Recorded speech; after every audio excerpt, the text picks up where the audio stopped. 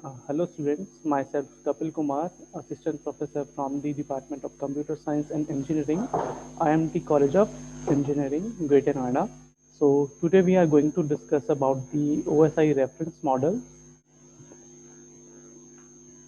सबसे पहले जो हम डिस्कस करने वाले हैं वो है हमारे जो OSI रेफरेंस मॉडल है उसके क्या क्या ऑब्जेक्टिव्स हैं।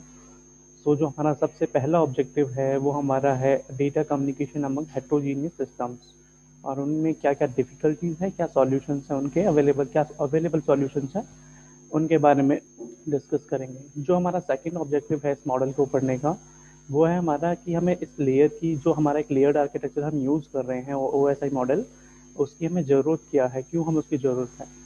और जो हमारा थर्ड ऑब्जेक्टिव है इस मॉडल को पढ़ने का उसमें क्या क्या हमारे डिज़ाइनिंग इश्यूज आ रहे हैं इस लेयर्ड आर्किटेक्चर को यूज़ करते हुए, वो है हमारा। और जो हमारा फोर्थ ऑब्जेक्टिव है वो एक कंप्लीट मॉडल जो हम यूज़ कर रहे हैं ओएसआई मॉडल, उस कंप्लीट मॉडल को पढ़ने का और क्या ऑब्जेक्टिव है, ये चीज़ आज हम डिस्कस करेंगे। सबसे पहले जो हम डिस्कस करने वाले हैं इस टॉपिक में वो है हमारा नेटवर्क कॉम्प्लेक्सिटी। हम सब चीज़ों से पहले बाहर आके एक नेटवर्क कॉम्प्लेक्सिटी के बारे में डिस्कस करेंगे कि ये नेटवर्क कॉम्प्लेक्सिटी है क्या और क्यों हमारी यूज़ हो रही है। जो नेटवर्क कॉम्प्लेक्सिटी है वो हमारी बेसिकली है क्या कि जो हमारा हम सॉफ्टवेयर और हार्डवेयर दो चीज़ें यूज़ कर रहे हैं ना, जब भी हम कम्युनिकेशन करा रहे हैं किसी भी दो ऑब्जेक्ट्स के बीच में या दो सिस्टम्स के बीच में, तो हमारा किस किस टाइप के हार्डवेयर यूज़ हो रहे हैं, क्या हमारा सॉफ्टवेयर यूज़ हो रहा है, और जो हमारे ऑपरेटिंग सिस्टम है हम कोई सिमिलर ऑपरेटिंग सिस्टम के बीच में कम्युनिकेशन करा रहे हैं या हमारे डिफरेंट ऑपरेटिंग सिस्टम है हम उनके बीच में कम्युनिकेशन करा रहे हैं, तो वो भी हमारा एक नेटवर्क कॉम्प्लेक्सिटी ही है।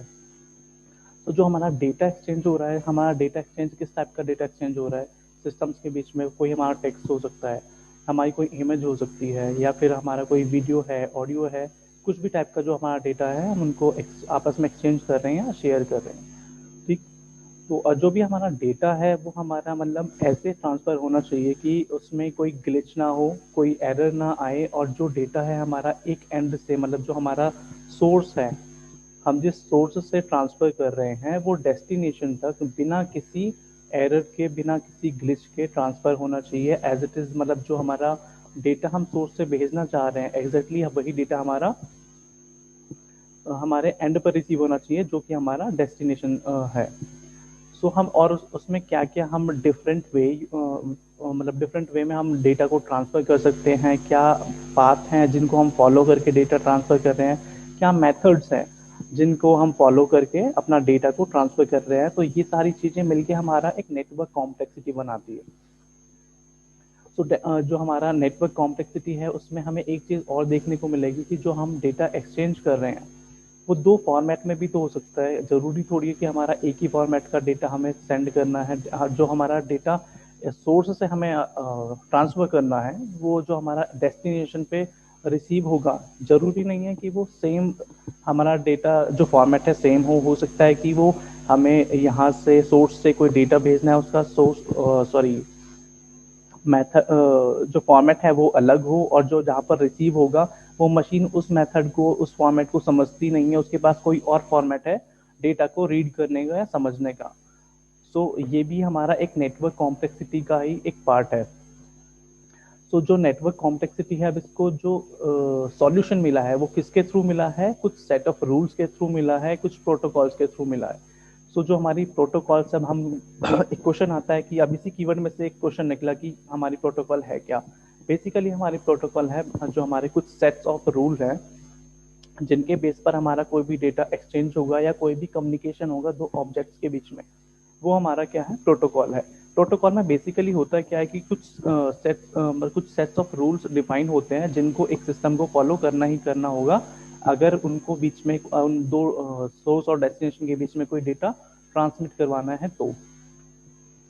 अब एक और क्वेश्चन रेज होगा जरूर आपके माइंड में कि प्रोटोकॉल की हमें जरूरत क्यों पड़ रही है। अब प्रोटोकॉल की जरूरत का जो मैंने अभी डिस्कस कर रहा था इससे पहले, इसका आंसर वही है कि क्या फॉर्मेट में डेटा ट्रांसफर होगा, क्या स्पीड में डेटा हमारा ट्रांसफर हो रहा है। ऐसा भी हो सकता है कि एक सोर्स है वो डेटा को ट्रांसफर किया जा रहा है लेकिन जो हमारा डेस्टिनेशन है वहाँ पर जो डेटा है रिसीव ही नहीं हो रहा है, या उसकी इतनी बफर में इतना मेमोरी ही नहीं है कि वो उसको रिसीव कर सके। सो बीच में फिर क्या होगा, बीच में डेटा लॉस होगा, या बीच में कुछ भी पैकेट जो है हमारे वो मिस हो जाएंगे।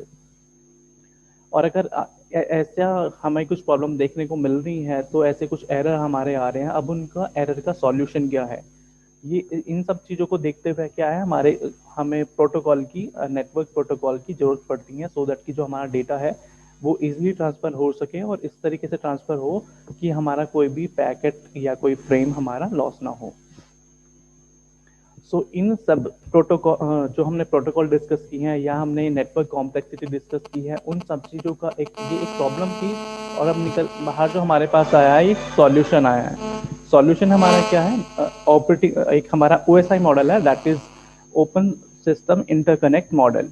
अब इसको ओपन सिस्टम इंटरकनेक्ट मॉडल का नाम किसने दिया है, क्यों दिया है, अब हम इस चीज़ के बारे में डिस्कस करेंगे। जो इसका मैं बोलूँगा कि जो इन्वेंटर है, तो वो है इंटरनेशनल स्टैंडर्ड ऑर्गेनाइजेशन, जिसने इसको इन्वेंट किया है ओएसआई मॉडल को। और जो ओएसआई मॉडल है, इसको ओपन सिस्टम इंटरकनेक्ट मॉडल इसलिए बोलते हैं क्योंकि ये एक ऐसा मॉडल है जो हर ऐसे सिस्टम में काम कर रहा है, भले ही जो दो अलग अलग ऑब्जेक्ट्स हैं या दो अलग हमारे एंटिटीज हैं जो आपस में कम्युनिकेट करना चाहते हैं, दो अलग अलग ऐसे सिस्टम्स हैं जो आपस में कम्युनिकेट करना चाहते हैं, भले ही उनका आर्किटेक्चर कुछ भी हो, वो कोई और टेक्नोलॉजी यूज कर रहे हैं, दोनों के फॉर्मेट्स अलग हैं, कुछ भी है, लेकिन ये क्या करेंगे, इस सिस्टम के थ्रू डेटा का कम्युनिकेशन बहुत इजीली हो सकता है, इसीलिए इसको ओपन सिस्टम इंटरकनेक्ट मॉडल कहा जाता है। जो ये OSI मॉडल हमारा है, इसमें क्या है, एक हमारा लेयर्ड आर्किटेक्चर यूज होगा। लेयर्ड आर्किटेक्चर का मतलब है कि हमारा ये जो कंप्लीट मॉडल है, ये लेयर में डिफाइन है, 7 लेयर्स में ये डिफाइन है। हर लेयर का एक अपना पर्टिकुलर टास्क है, सब टास्क है, वो लेयर पर्टिकुलरली उसी टास्क के लिए रिस्पॉन्सिबल है। बेसिकली जो OSI मॉडल है, एक लेयर्ड अप्रोच है, जैसा कि आप डायग्राम में देख सकते हैं, हमारे पास 7 लेयर्स है, layer 1, layer 2, layer 3, layer 4 and layer 5। यहाँ पर मैं आपको 5 लेयर दिखा रहा हूँ, क्योंकि 7 लेयर अगर मैं दिखाऊंगा, वो नेक्स्ट पार्ट में आपको मैं दिखाऊंगा। अभी सिर्फ ये 5 लेयर है जिसमें हम ये 5 लेयर देख रहे हैं, और आपस में देख रहे हैं कि कम्युनिकेशन कैसे हो रहा है। बाई डायरेक्शनल हमारा कम्युनिकेशन होगा, प्लस अगर हमारे 2 होस्ट हैं, 2 सिस्टम हैं, उसमें कम्युनिकेशन हो रहा है, जो दो उनकी रिस्पेक्टिव लेयर्स हैं उनको हम बोलेंगे पीयर्स। ये हमारा 5 लेयर का एक मॉडल है, लेकिन बेसिकली हमारी 7 मॉडल्स हमें देखने को मिलती हैं OSI मॉडल में।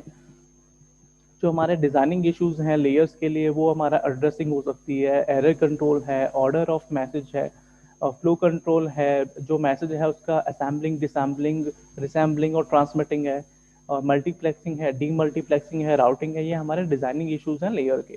तो ये हमारा एक कंप्लीट डायग्राम है जो हमारे लेयर का है, एक हमारा रफ डायग्राम हम इसको बोल सकते हैं।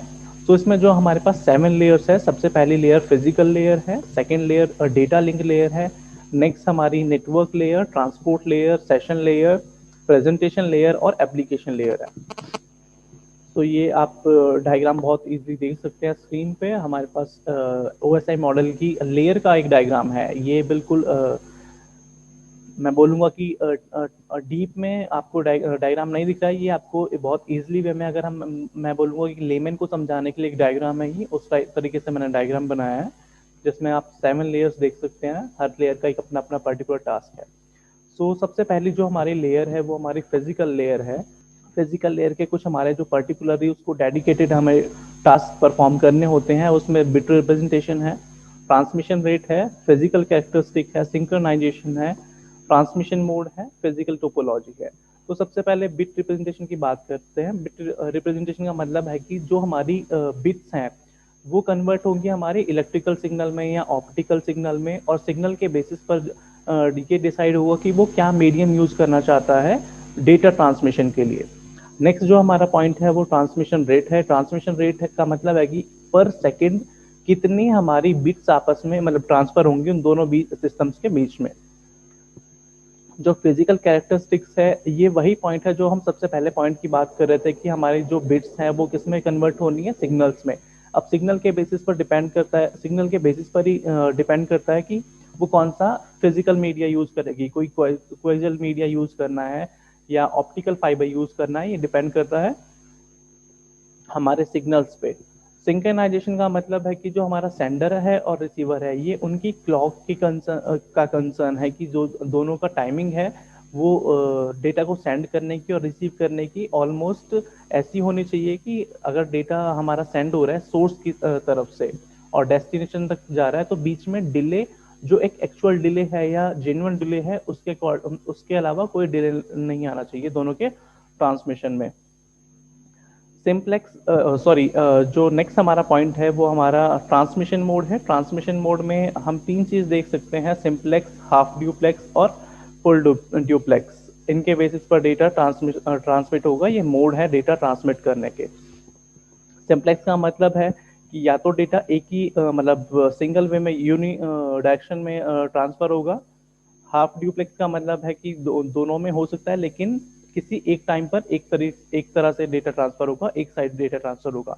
फुल ड्यूप्लेक्स का मतलब है बाई डायरेक्शनल है और दोनों तरफ कोई भी डेटा किसी भी टाइम ट्रांसफर हो सकता है, मतलब एक ही टाइम पर मतलब बहुत ज्यादा डेटा ट्रांसफर हो सकता है दोनों साइड से। फिजिकल टोपोलॉजी का मतलब है कि वो क्या टोपोलॉजी यूज कर रहे हैं नेटवर्क में डेटा ट्रांसमिशन के लिए, रिंग है, स्टार है, मैश है, या बस टोपोलॉजी है। ये आप डायग्राम देखेंगे, इसमें आपको डेटा ट्रांसमिट कैसे होता है आप वो देख सकते हैं कि फिजिकल लेयर से डेटा ट्रांसफर कैसे होगा। नेक्स्ट जो हमारी लेयर है वो डेटा लिंक लेयर है। डेटा लिंक लेयर रेस्पॉन्सिबल है फ्रेमिंग के लिए, फिजिकल एड्रेसिंग के लिए, फ्लो कंट्रोल के लिए और एरर कंट्रोल के लिए। फ्रेमिंग का मतलब है कि जो हमारा डेटा है वो डिवाइड होके जाता है, जो हमारी स्ट्रीम है वो छोटे छोटे पार्ट्स में डिवाइड होकर जाएगी, जिनको हम फ्रेम बोलेंगे। और फ्रेम के बाद जो डेटा हमारा बना है उसमें हेडर ऐड करने के बाद उसको हम बोलते हैं कि हमारे पैकेट्स ट्रांसफर हो रहे हैं। फ्रेम्स का मतलब है हमारी जो स्ट्रीम है उसको बिट्स में डिवाइड कर दिया गया है।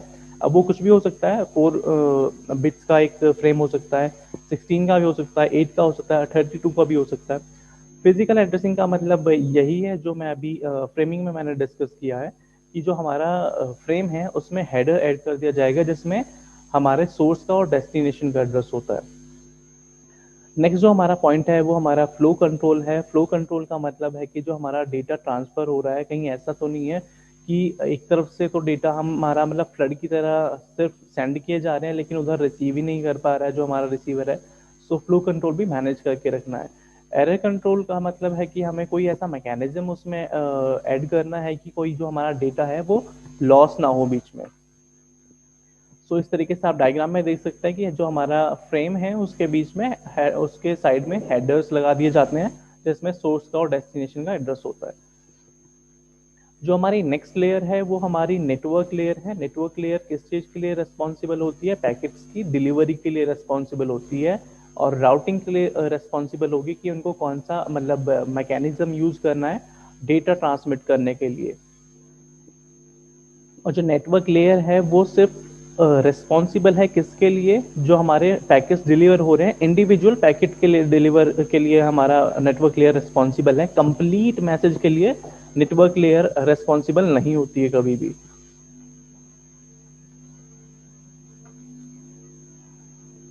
जो हमारी नेक्स्ट लेयर है वो हमारी ट्रांसपोर्ट लेयर है। ट्रांसपोर्ट लेयर का जो सबसे मेन एक टास्क है वो ये है कि वो कंप्लीट जो हमारा मैसेज है, एंटायर मैसेज है, उसकी डिलीवरी के लिए क्या है, रेस्पॉन्सिबल है।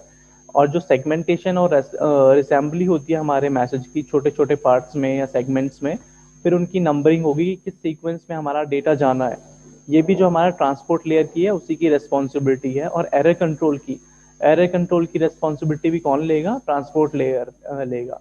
कि अगर मान लो कुछ एरर अगर उसमें डेटा ट्रांसमिट करते हुए आ गया है, तो या तो उस पार्ट को दोबारा से भेजा जाए सो दैट कि जो रिसीवर है हमारा वो अपने एंड पे करेक्ट डेटा को ही रिसीव करे, और अगर ऐसा नहीं हो सकता है तो फिर उस डेटा को वापस से रिट्रांसमिट कर दिया जाए। ये सारी रेस्पॉन्सिबिलिटी किसकी होती है? ट्रांसपोर्ट लेयर की। जो नेक्स्ट हमारी एक लेयर है वो हमारी एक सेशन लेयर है। ये बहुत इंपॉर्टेंट लेयर है। सेशन लेयर का क्या क्या रिस्पॉन्सिबिलिटीज है? सिंक्रनाइजेशन। नेक्स्ट जो हमारी रिस्पॉन्सिबिलिटी है डायलॉग कंट्रोल। ये भी हमारी किसकी रिस्पॉन्सिबिलिटी है? सेशन लेयर की। सो जो सेशन लेयर है सबसे पहले तो एक सिंक्रनाइजेशन करता है। सिंक्रनाइजेशन का मतलब है जब भी हम कोई वर्ड यूज करते हैं सिंक्रनाइजेशन, तो कहीं ना कहीं उसका रिलेशन होता है क्लॉक से, टाइम से। सो जब भी हमारा कोई सेशन क्रिएट होता है, हमारी मतलब जब कोई डेटा ट्रांसफर हमें करना है, तो ऑब्वियसली कोई किसी सेशन के थ्रू ही करेंगे। कोई एक टाइमिंग मिली होगी यूजर्स को डेटा ट्रांसमिट करने की, तो वो किसकी रेस्पॉन्सिबिलिटी होती है? सेशन लेयर की रेस्पॉन्सिबिलिटी होती है।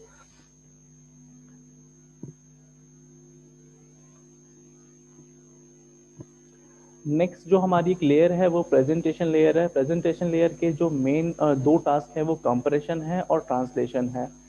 ट्रांसलेशन का मतलब है कि जो भी हमारा डेटा हमारा यूज हो रहा है या मतलब ट्रांसफर हो रहा है, एक फॉर्मेट से दूसरे फॉर्मेट में भी उसको ट्रांसफर किया जाना चाहिए। ऐसा नहीं है कि सिर्फ सेम फॉर्मेट के डेटा को ही ट्रांसफर किया जा रहा है कॉमन, लेकिन एक क्या किया जाएगा, एक ऐसा कॉमन ट्रांसमिटिंग फॉर्मेट बनाया जाएगा जिसके थ्रू कोई भी हमारा सेंडर कोई किसी भी रिसीवर को डेटा भेज सकता है। तो कुछ एक ऐसा कॉमन फॉर्मेट रखा जाएगा जिसके थ्रू हम डेटा को समझ सके, जो हमारी दूसरी मशीन है वो समझ सके। सो ये किसकी रिस्पॉन्सिबिलिटी है? ये हमारी प्रेजेंटेशन लेयर की रिस्पॉन्सिबिलिटी है। क्या सिंटेक्स यूज होने हैं, ये भी रिस्पॉन्सिबिलिटी किसकी है? हमारी एप्लीकेशन लेयर की रिस्पॉन्सिबिलिटी है। और जो हमारी नेक्स्ट रिस्पॉन्सिबिलिटी है प्रेजेंटेशन लेयर की, वो हमारी कंप्रेशन। कंप्रेशन का मतलब है कि आपको जो डेटा ट्रांसफर करना है एक मशीन से दूसरे मशीन में या एक सिस्टम से दूसरे सिस्टम में, वो उस फॉर्मेट मतलब उस तरीके से करना है कि वो बहुत ज़्यादा बैंडविड्थ भी यूज़ ना करे और डेटा भी हमारा इजीली ट्रांसफर हो जाए। तो उसका एक क्या मेथड है? कंप्रेशन। कंप्रेशन का मतलब यही है कि आपका जो एक्चुअल में डेटा है आपको उसका साइज किसी तरीके से कम करना है, और ये कंप्रेशन जो टेक्निक है वो इसलिए यूज होती है। और इसकी रेस्पॉन्सिबिलिटी कौन लेता है? प्रेजेंटेशन लेयर लेगा। नेक्स्ट जो प्रेजेंटेशन लेयर की रेस्पॉन्सिबिलिटीज है एनक्रिप्शन और डिक्रिप्शन है। आई थिंक एनक्रिप्शन और डिक्रिप्शन टर्म इतनी ईजी है कि आप सब जानते होंगे। सो जो एनक्रिप्शन है, फिर भी मैं एक बार बता देता हूँ। जो एनक्रिप्शन है, एनक्रिप्शन का मतलब है कि आपका जो डेटा ट्रांसमिट करना है उसकी पहले कोडिंग की जाएगी, लेकिन उस कोडिंग के लिए बहुत सारी एल्गोरिथम्स अवेलेबल हैं। कोई भी एल्गोरिथम यूज हो सकती है, कोई भी मेथड यूज हो सकता है। और ये किस पर्पज से किया जाता है?